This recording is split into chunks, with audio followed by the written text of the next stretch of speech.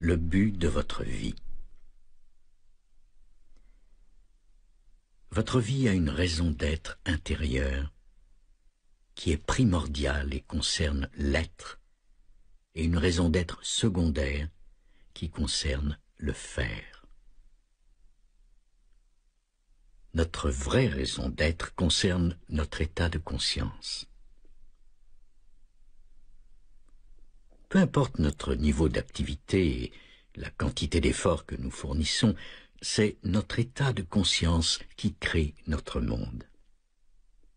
S'il n'y a aucun changement sur le plan intérieur, même une infinité de gestes ne pourront pas faire la différence. Nous ne ferions que recréer des versions modifiées d'un monde qui est le reflet extérieur de l'ego. Lorsque vous avez votre premier aperçu de conscience ou de présence, vous le savez immédiatement. Vous pouvez alors faire le choix conscient d'être présent plutôt que de donner libre cours à des pensées inutiles. Vous pouvez inviter la présence dans votre vie, lui faire de la place, car la grâce de l'éveil fait appel à la prise de responsabilité. Certes, vous pouvez faire comme si rien ne s'était passé, ou bien vous pouvez en réaliser la signification et la considérer comme la chose la plus importante qui peut vous arriver.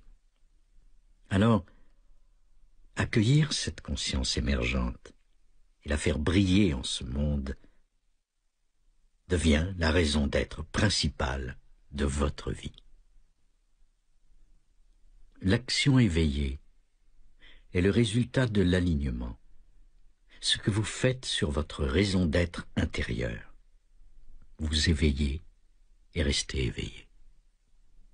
Par l'action éveillée, vous ne faites plus qu'un avec la raison d'être de l'univers sur le plan de l'expansion. La conscience passe en vous et s'exprime dans ce monde. Elle passe dans vos pensées et devient leur inspiration. Elle passe dans tout ce que vous faites. Elle guide vos actions et leur insuffle de la force.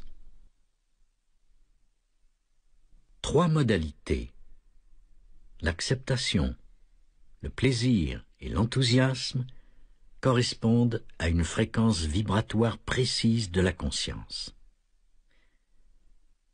Vous devez faire preuve de vigilance afin de vous assurer qu'une d'entre elles est en fonction chaque fois que vous faites quelque chose, qu'il s'agisse du geste le plus simple ou de l'action la plus complexe. Si vous n'êtes pas dans l'acceptation, le plaisir ou l'enthousiasme, observez bien et vous constaterez que vous créez de la souffrance pour vous et pour les autres. Quand vous ne pouvez pas prendre plaisir à ce que vous faites, vous pouvez au moins accepter que c'est ce que vous avez à faire. Accepter veut dire que, pour l'instant, c'est ce que cette situation et ce moment exigent que je fasse. Alors je le fais volontiers. Sur la nouvelle terre, le plaisir remplacera le désir comme force de motivation. Le désir émane de l'illusion de l'ego selon laquelle vous êtes un fragment distinct et débranché du pouvoir sous-jacent à toute création. Par le plaisir, vous vous rebranchez sur le pouvoir créatif universel lui-même. Quand vous faites du moment présent, et non pas du passé ou du futur, le point central de votre vie, votre capacité à prendre plaisir à ce que vous faites augmente de façon spectaculaire. Ce n'est pas le geste que vous posez auquel vous prenez vraiment plaisir, mais le profond sentiment de vitalité qui l'anime et qui ne fait qu'un avec ce que vous êtes. Ceci veut dire que lorsque vous prenez plaisir à faire quelque chose, vous faites réellement l'expérience de la joie de l'être dans son aspect dynamique. C'est pour cette raison que tout ce que vous prenez plaisir à faire vous branche sur le pouvoir sous-jacent à toute création. Vous découvrirez rapidement que ce que vous entreprenez dans un grand état de conscience devient en fait appréciable. Si vous sentez que votre vie manque de sens, c'est parce que vous n'avez pas encore fait entrer cette dimension dans votre vie. L'enthousiasme est là, quand vous prenez un profond plaisir à faire ce que vous faites et que vous avez aussi un objectif ou une vision. Quand la vision vient s'ajouter au plaisir de ce que vous faites, la fréquence de votre champ énergétique change et se transforme en enthousiasme. Au summum de l'activité créatrice alimentée par l'enthousiasme, il y aura une énorme intensité et une puissante énergie. Vous aurez l'impression d'être une flèche qui se déplace vers sa cible et qui apprécie chaque instant de son déplacement. Aux yeux de l'observateur, il semblera que vous êtes sous l'effet du stress, alors que l'intensité de l'enthousiasme n'a rien à voir avec le stress. C'est lorsque vous cherchez plus à atteindre votre but que de faire ce que vous êtes en train de faire, que le stress s'empare de vous et réduit aussi bien la qualité que l'efficacité de ce que vous faites. Ralph Waldo Emerson a dit « Rien de grand n'a été accompli sans enthousiasme. » Pourquoi? Parce que cette attitude possède une fréquence énergétique élevée qui entre en résonance avec le pouvoir créatif de l'univers. L'enthousiasme sait où il va, mais en même temps, il ne fait qu'un avec le moment présent, la source de sa vitalité intérieure, de sa joie et de sa force. L'enthousiasme ne veut rien parce qu'il ne lui manque rien. Il fait un avec la vie et quel que soit le degré de dynamisme qu'il confère aux activités, vous ne vous perdez pas dans ces dernières. L'enthousiasme reste toujours un espace qui est, mais cependant intensément vivant au centre de la roue, un centre de paix au sein de l'activité, paix qui est la source de tout ce qui est et qui reste intouché par tout ce qui est. Nous nous situons en plein milieu d'un événement capital pour l'évolution de la conscience humaine, événement dont vous n'entendrez certainement pas parler aux nouvelles ce soir. Sur notre planète, et peut-être aussi simultanément à bien des endroits de notre galaxie et d'autres galaxies, la conscience est en train de sortir du rêve de la forme. Ceci ne veut pas dire que toutes les formes, le monde, vont disparaître, même si ce sera certainement le cas pour certaines d'entre elles. Ceci veut dire que la conscience peut dorénavant créer des formes sans se perdre en elle. Ceci veut dire que la conscience reste consciente d'elle-même, même pendant qu'elle crée et expérimente les formes. Et pour quelle raison continue-t-elle à créer et à expérimenter les formes?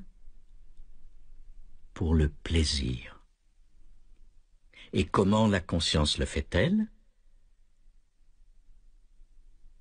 Au moyen des humains éveillés qui ont appris ce que veut dire l'action éveillée. Une nouvelle espèce est sur le point de voir le jour sur cette planète. Elle est sur le point de voir le jour maintenant. Cette nouvelle espèce, c'est vous.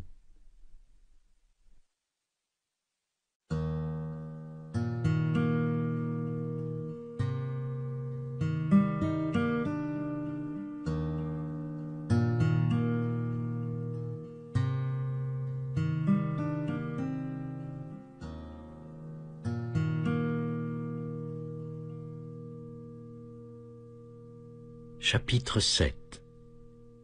Devenir présent.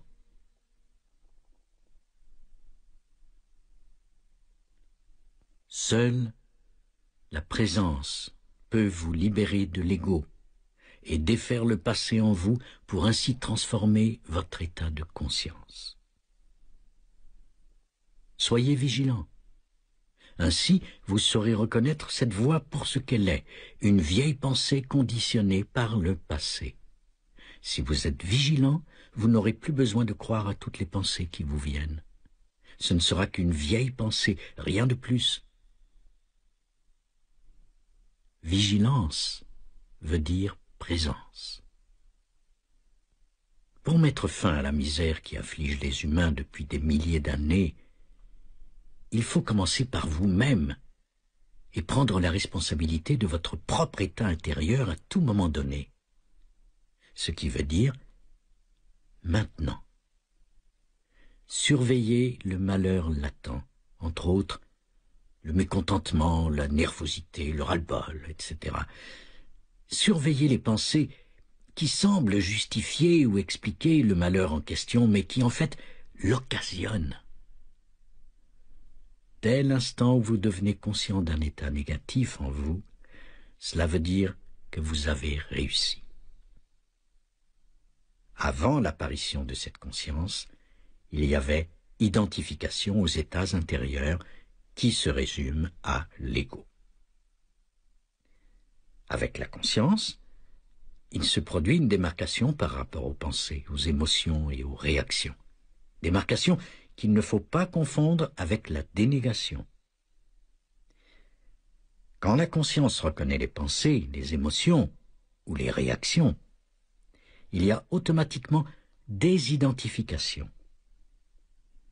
Ensuite, le sentiment du moi, de ce que vous êtes, subit une transformation.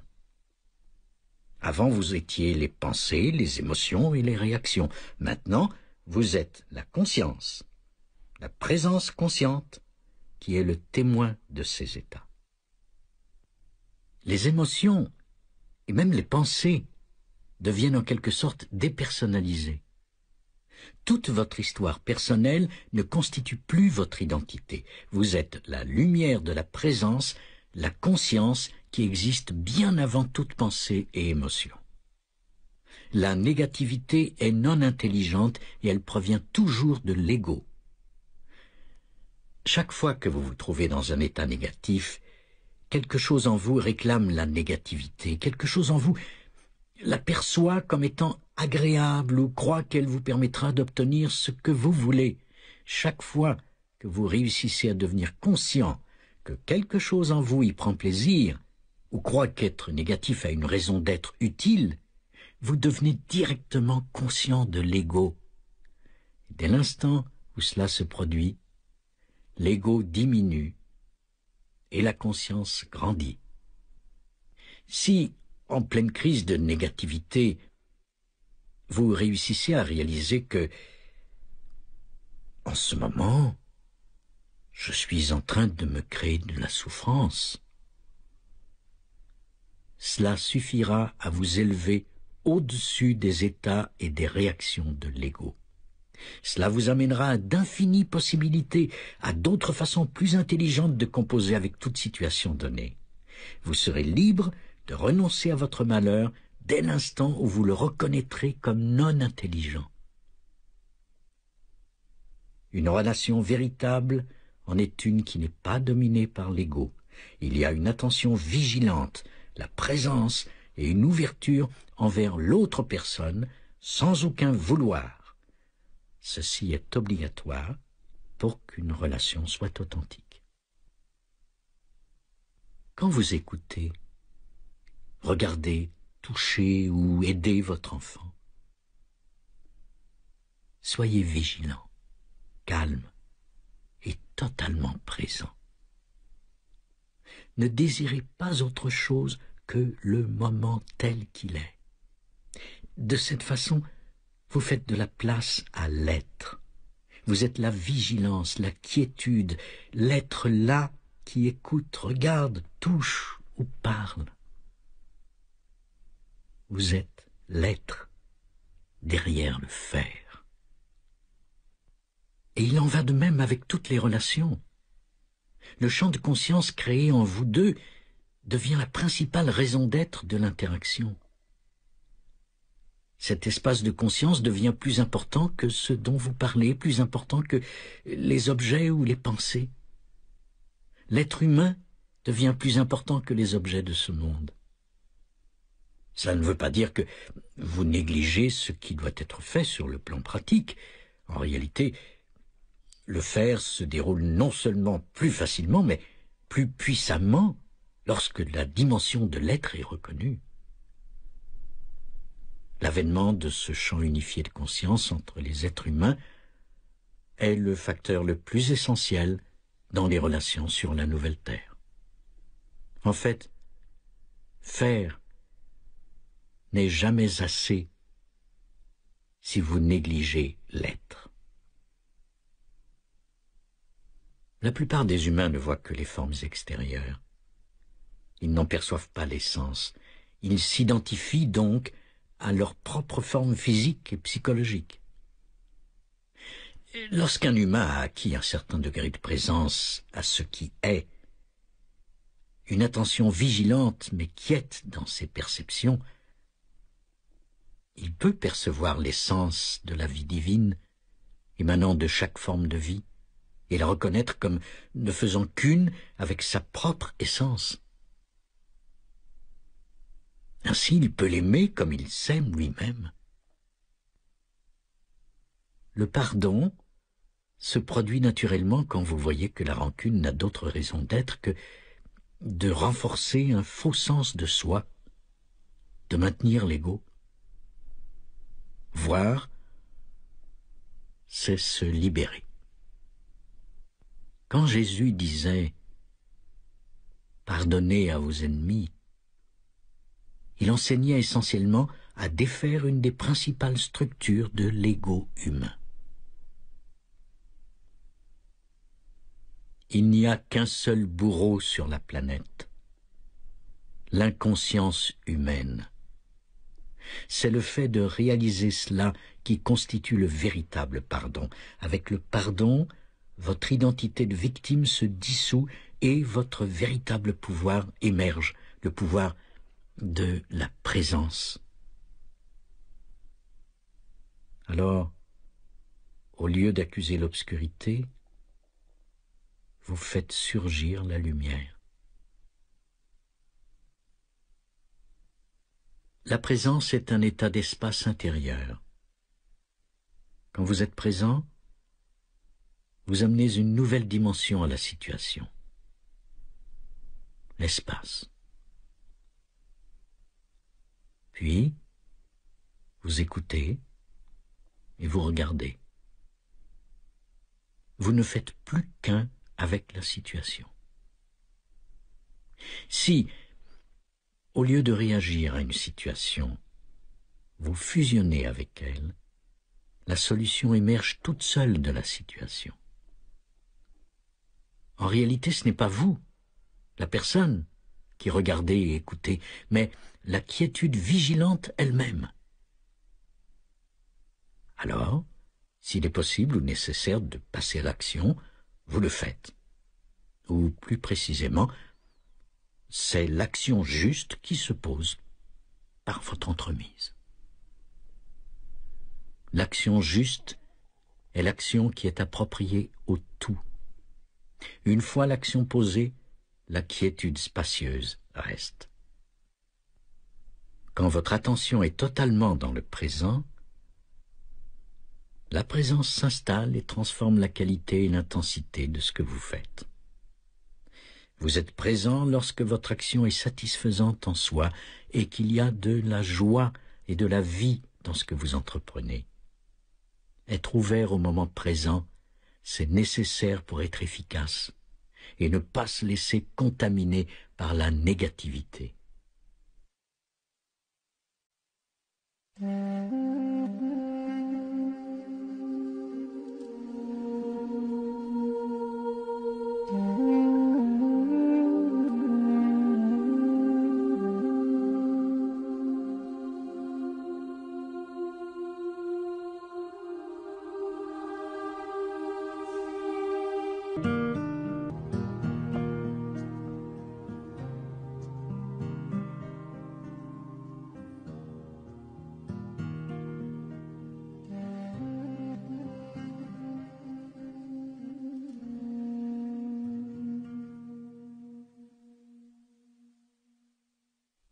Chapitre 8.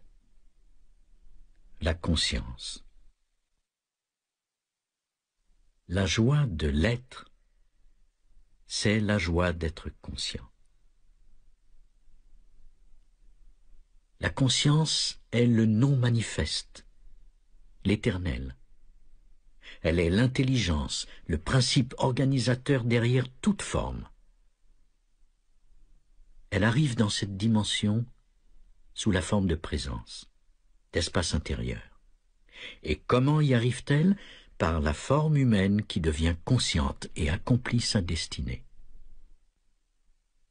On pourrait décrire ce phénomène comme la descente du divin dans la matière. Sur notre planète, l'ego humain représente l'étape finale de l'endormissement universel, de l'identification de la conscience à la forme. C'était une étape nécessaire à l'évolution de la conscience. La prochaine phase de l'évolution humaine n'est pas inévitable, mais pour la première fois dans l'histoire de notre planète, elle peut prendre la forme d'un choix conscient. Et qui fait ce choix? Vous. Et qui êtes-vous? La conscience qui est devenue consciente d'elle-même. Même si vous ne pouvez pas connaître la conscience, vous pouvez la sentir dans n'importe quelle situation, peu importe où vous êtes. Vous pouvez la sentir ici et maintenant en tant que votre propre présence, comme l'espace intérieur dans lequel vous entendez ces mots qui sont perçus et deviennent des pensées. La conscience, c'est le « je suis » sous-jacent. Les mots que vous écoutez et la pensée figurent à l'avant-plan, alors que le « je suis » est à l'arrière-plan. Il est le creuset de chaque expérience, de chaque pensée et de chaque émotion.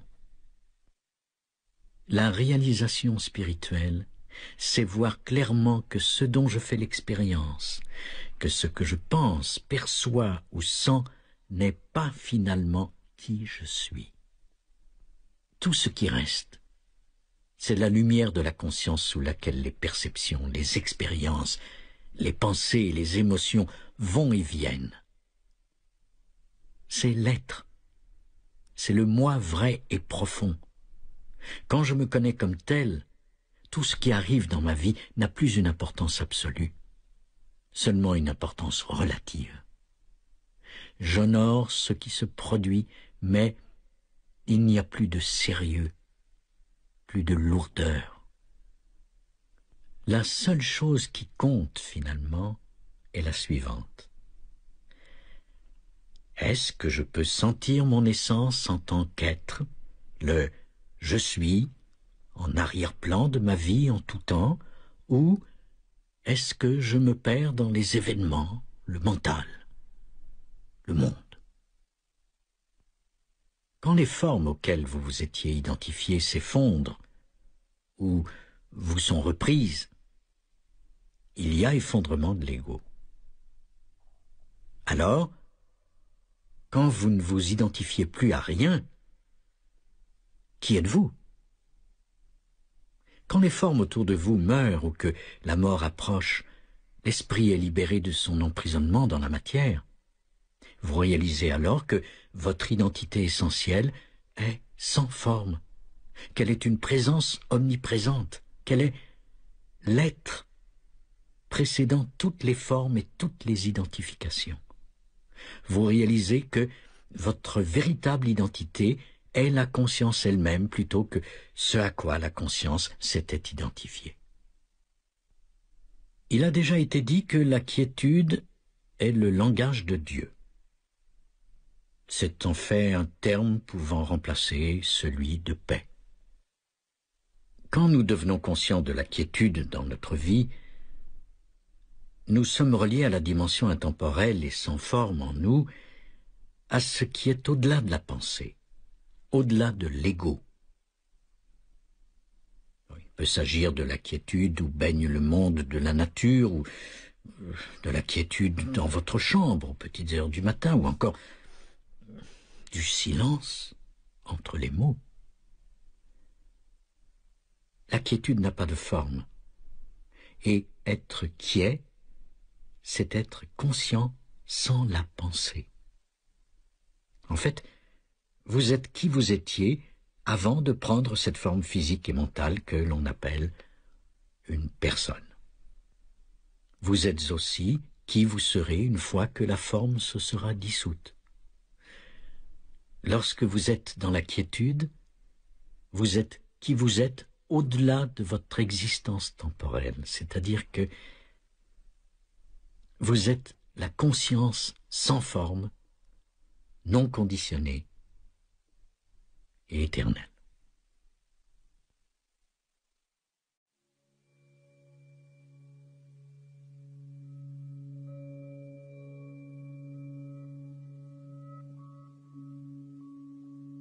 Chapitre 9.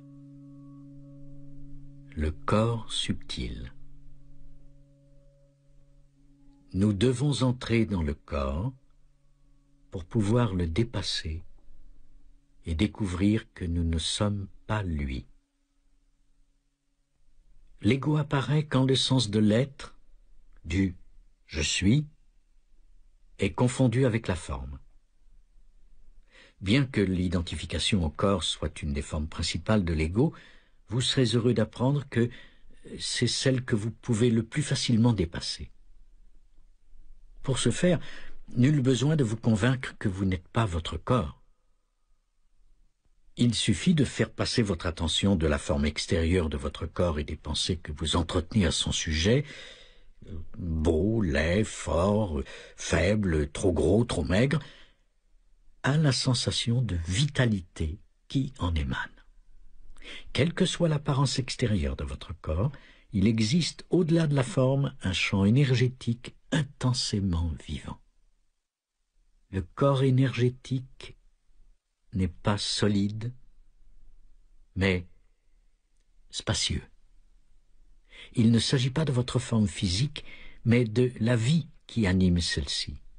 Il s'agit de l'intelligence qui a créé et qui sustente le corps, de l'intelligence qui coordonne simultanément des centaines de fonctions différentes d'une complexité tellement extraordinaire que l'esprit humain ne peut en comprendre qu'une infime fraction.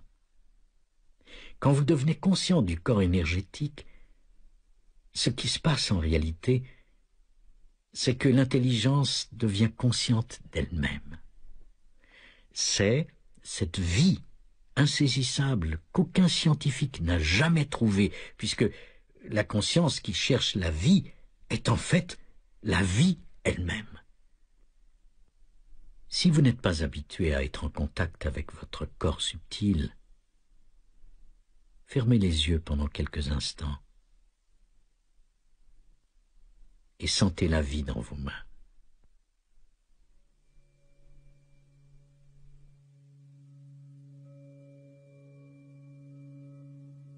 Je veux dire par là que vous devez devenir conscient de la subtile sensation de vitalité qu'il y a en elle.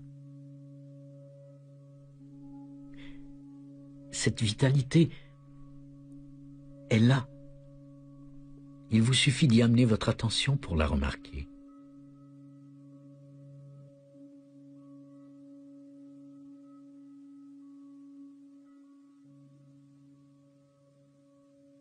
Il se peut que vous ressentiez tout d'abord un léger picotement, et puis ensuite une sensation d'énergie ou de vitalité.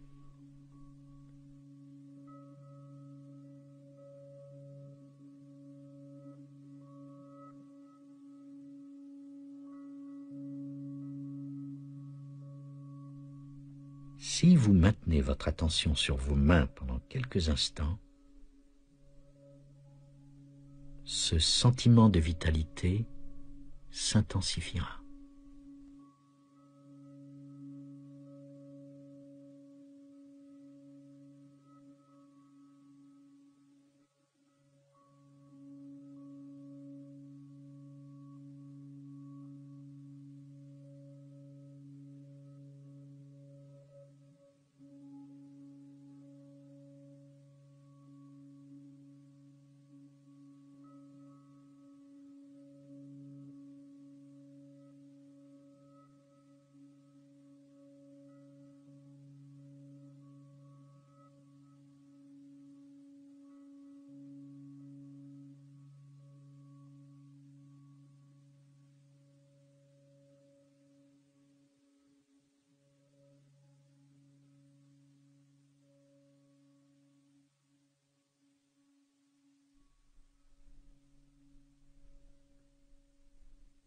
Maintenant, faites l'exercice avec tout votre corps. Respirez 2 ou 3 fois de façon consciente et voyez si vous pouvez détecter en vous une sensation subtile de vivacité partout dans votre corps.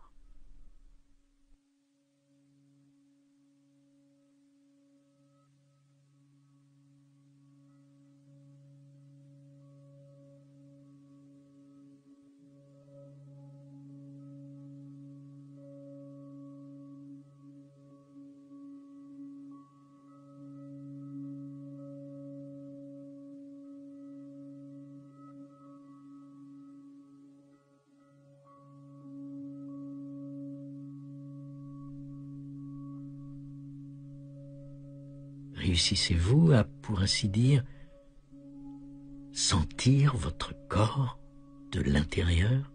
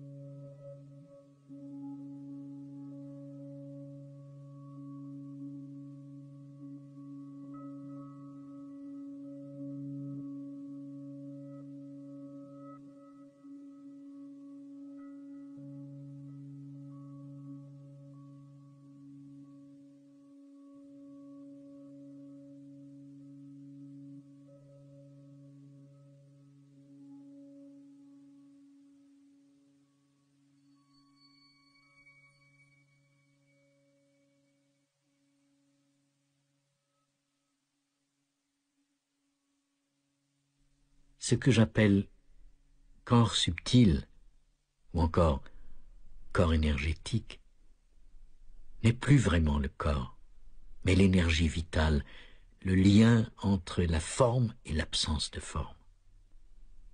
Prenez l'habitude de sentir le corps subtil aussi souvent que vous le pouvez. Vérifiez par exemple si vous sentez votre corps subtil quand vous écoutez quelqu'un. Il y a là presque un paradoxe. Quand vous êtes en contact avec votre corps subtil, vous ne vous identifiez plus à votre corps ni à votre mental. Ainsi, vous dépassez l'identification à la forme pour aller vers l'absence de forme, l'être. Vous allez vers votre essence, vers votre identité première. Cette présence au corps stimule également le système immunitaire et la capacité d'auto-guérison du corps. Chaque jour, autant que cela vous est possible, servez-vous de la conscience que vous avez du corps subtil pour créer de l'espace. Quand vous attendez, quand vous écoutez quelqu'un, quand vous prenez une pause pour regarder un arbre, votre conjoint ou un enfant, sentez en même temps la vitalité qui est en vous. Ce faisant, une partie de votre attention ou conscience demeure dans le domaine du sans forme, alors que le reste est utilisé pour le domaine du monde de la forme. Chaque fois que vous habitez votre corps de cette façon, vous disposez d'un ancrage pour rester présent au moment présent. Le corps vous empêche donc de vous perdre dans les pensées, les émotions et les situations extérieures. Votre corps physique, qui est une forme, s'avère en fait essentiellement sans forme quand vous y descendez en profondeur. Il devient une porte qui vous permet de sortir de la prison qu'est l'ego et donne sur l'espace intérieur. Bien que cet espace n'ait pas de forme, il est intensément vivant.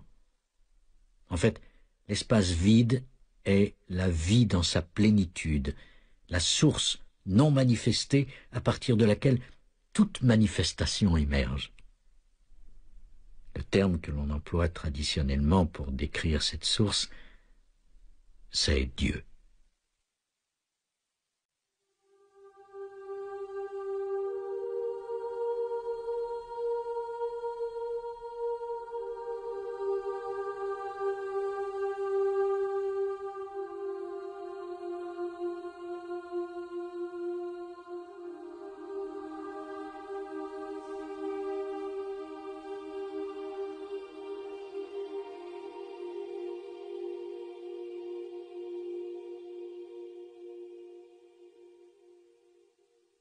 Chapitre 10.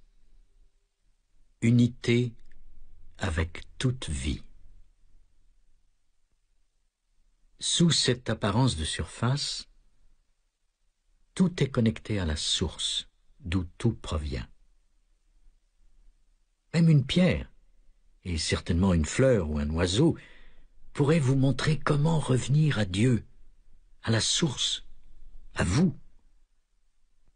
Lorsque vous regardez cette pierre et la laissez être, sans lui apposer d'étiquette verbale ou mentale, un sentiment de révérence, d'émerveillement monte en vous. Son essence se communique silencieusement à vous et vous renvoie à votre propre essence. Pourquoi l'ego endosse-t-il des rôles? À cause d'une pensée inconsciente qui est la suivante. Je ne suis pas assez. Et, suite à celle-ci, d'autres pensées viennent. Je dois jouer un rôle afin d'obtenir ce dont j'ai besoin. J'ai besoin d'avoir plus pour pouvoir être plus. Mais vous ne pouvez pas être plus que ce que vous êtes parce que, sous votre forme physique et psychologique, vous ne faites qu'un avec la vie elle-même. Un avec l'être. De par la forme, vous êtes et serez toujours inférieur à certains et supérieur à d'autres. De par l'essence, vous n'êtes ni supérieur ni inférieur à qui que ce soit. C'est en réalisant ceci que naissent la véritable estime de soi et la véritable humilité. Mais comment puis-je être dissocié de la vie? Il n'y a pas de « je » en dehors de la vie, en dehors de l'être. Alors, ma vie n'existe pas. Je suis vie. Alors, comment puis-je perdre quelque chose que je suis? C'est impossible. La vérité est inséparable de celui ou celle que vous êtes. Oui, vous êtes la vérité. Si vous la cherchez ailleurs, vous serez chaque fois déçu. L'être même que vous êtes est vérité. C'est ce que Jésus voulait transmettre quand il a dit « Je suis la voie, la vérité et la vie ». Ces paroles sont un des indicateurs les plus puissants et directs de la vérité si on les comprend correctement. Jésus parle ici du « je suis » le plus profond. Il parle de la vie que vous êtes. Lorsque vous êtes en contact avec cette dimension en vous, qui est votre état naturel, pas un accomplissement miraculeux, tous vos actes et toutes vos relations reflètent le sentiment d'unité que vous ressentez profondément en vous. Ceci est l'amour. Reconnaître tout le bien qui vous arrive dans la vie est ce qui sert de fondement à l'abondance. La source de toute abondance ne se trouve pas à l'extérieur de vous, elle fait partie de ce que vous êtes. Quand vous reconnaissez l'abondance qui est tout autour de vous, l'abondance latente en vous s'éveille. Laissez-la sortir. Nul besoin de posséder quoi que ce soit pour vous sentir abondant. Par contre, si vous vous sentez constamment abondant, l'abondance viendra certainement à vous. En fait, elle ne vient qu'à ceux qui l'ont déjà en eux. Chaque fois qu'un humain subit une perte tragique, il résiste ou il cède. Quand vous cédez intérieurement, quand vous lâchez prise, une nouvelle dimension de la conscience s'ouvre. Si vous pouvez ou devez poser un geste, ce dernier sera posé en harmonie avec le tout et soutenu par l'intelligence créatrice avec laquelle vous devenez un. Les circonstances et les gens sont alors de votre côté, des coïncidences se produisent.